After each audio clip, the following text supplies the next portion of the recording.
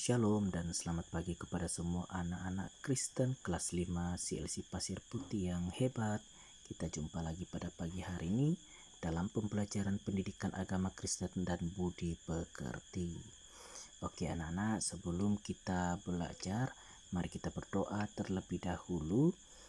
Pak Guru akan pimpin kalian berdoa seperti biasa. Ketika berdoa, biarpun kalian di rumah dimanapun berada, ketika berdoa harus dalam keadaan yang sopan ya, karena kita menghadap Tuhan yang Maha Esa yang memberikan kita nafas hidup ini. Oke, mari kita berdoa.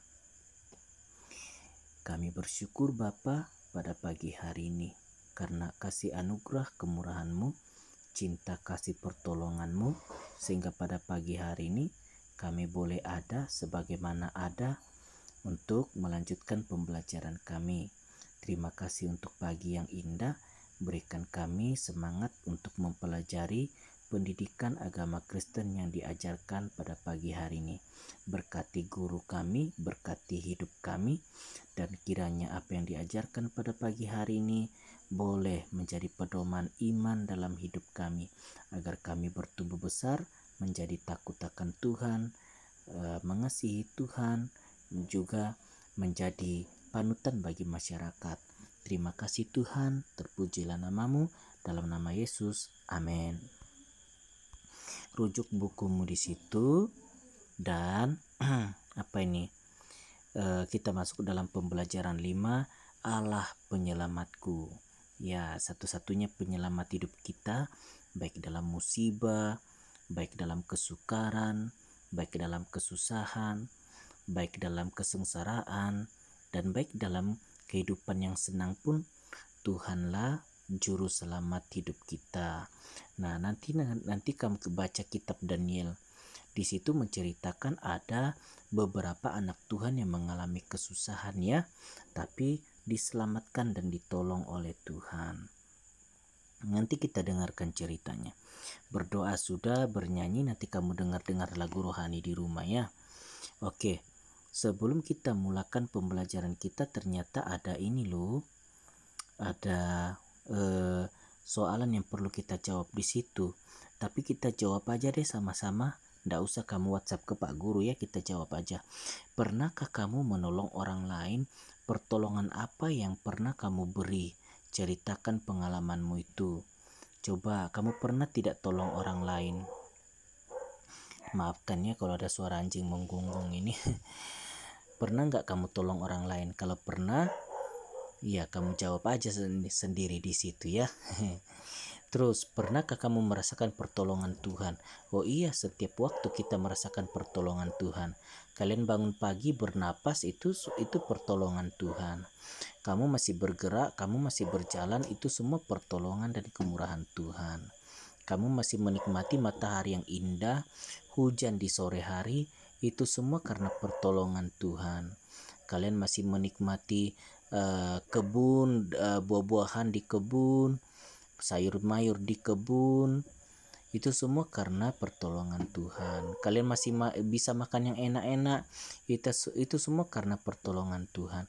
Banyak orang ada duitnya loh, banyak orang ada duitnya, boleh membeli makan enak-enak, tapi tidak bisa makan enak-enak karena sakit. Nah, kalian patut bersyukur ya. Oke, adalah seorang pemuda di sini. Nah, bagus sekali ceritanya. Jadi kamu baca cerita ini dan jadikan pedoman hidup kamu dan inspirasi bagi kamu ya. Bagaimana Tuhan menolong orang yang mempertaruhkan hidupnya ya, untuk menolong seorang balita yang hampir terjatuh ya. Tengok tuh, tinggi nih bangunan. Ada satu pemuda, nama dia siapa tuh? Si Zhao Chong. Dia menolong ini budak dari tingkat atas yang hampir jatuh ke bawah ya. Wah, bagus sekali ceritanya. Nanti kamu baca seperti apa ceritanya. Hayati betul-betul ceritanya, pahami betul-betul ceritanya, maka kamu senang menjawab soalan-soalan yang ada di sebelahnya. Oke. Masih bercerita tentang si Zhao. Terus kamu nanti jawab pertanyaan itu ya. Pelajaran apa yang kamu dapat dari atas itu, cerita itu. Terus kedua, menurut kamu apa artinya penyelamat? Ayo. Ketiga, jika kamu berhadapan dengan orang yang membutuhkan pertolonganmu, apa tindakan yang kamu akan lakukan? Mengapa kamu berbuat demikian? Begitu ya. Nanti WhatsApp ke Pak Guru. Sekarang kita ke cerita pendalaman Alkitab kita ya, yaitu Daniel pasal yang ketiga. Nah, kan Pak Guru sudah janji di awal tadi kan bahwa nanti kita mempelajari tentang kehidupan anak Tuhan yang mengalami kesusahan tapi diselamatkan oleh Tuhan. Baca dan simak cerita di bawah. Suatu hari Raja Nebukadnezar membuat sebuah patung dari emas yang tinggi. Lalu ia mengirim utusan ke seluruh penjuru negeri. Ia memerintahkan semua rakyatnya untuk datang ke tempat patung itu. Daniel tidak harus pergi, namun ketiga sahabatnya Sadrak, Mesak, dan Abednego. Jadi siapa yang mengalami kesusahan itu? Anak-anak, yaitu Sadrak, Mesak, dan Abednego. Ingat itu ya, nanti keluar di ujian. Dan pergi ke tempat situ. Ramai orang berdiri depan patung itu. Terus utusan raja berseru kepada mereka, "Raja memerintahkan supaya kamu berlutut menyembah patung itu. Jika kamu tidak sujud menyembah patung itu, raja akan melemparkan kamu ke dalam perapian yang menyala-nyala." Nah kan, terus Sadrak, Mesak, dan Abednego sujud menyembah patung tidak? Tidak, karena mereka sujud hanya menyembah kepada Tuhan. Tengok, tiga orang tu berdiri saja. Lalu orang lain bertanya, siapa ketiga orang tua itu? Alangkah beraninya melanggar perintah raja. Mereka adalah tiga sahabat Daniel, yaitu Sadrak, Mesak, dan Abednego. Hamba raja membawa ketiga orang itu kepada Nebukadnezar. Raja murka, katanya kepada mereka, "Engkau berani melawan perintahku, aku memberimu satu," apa tuh? Pelajaran kan? "Aku memberikan satu kesempatan.